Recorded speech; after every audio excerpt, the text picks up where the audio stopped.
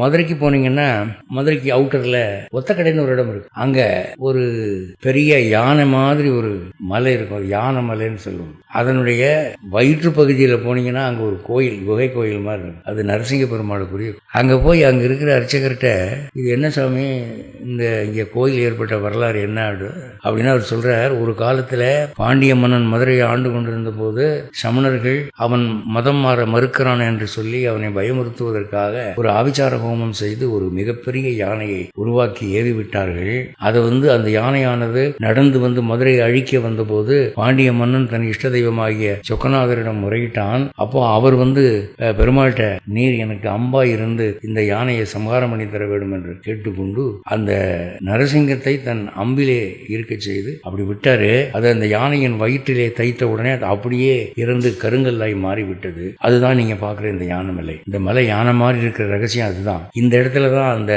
அம்பு தைத்த இடம். அதன் ஞாபகமாக இங்கே குகை கோயிலாக நரசிம்மர் எழுந்திரு இருக்கிறார் என்று சொல்லுவார். அதனால மதுரை போய் பார்க்கணும்னு நினைக்கிறவங்க சும்மா திருமலை மகாலையும் தெப்பக்குளத்தையும் பார்த்துட்டு வந்துடுறாங்க. இந்த மாதிரிலாம் சில மூலை முடுக்குகள்ல அற்புதங்கள் இருக்கு, திவ்ய சரித்திரங்கள் இருக்கு.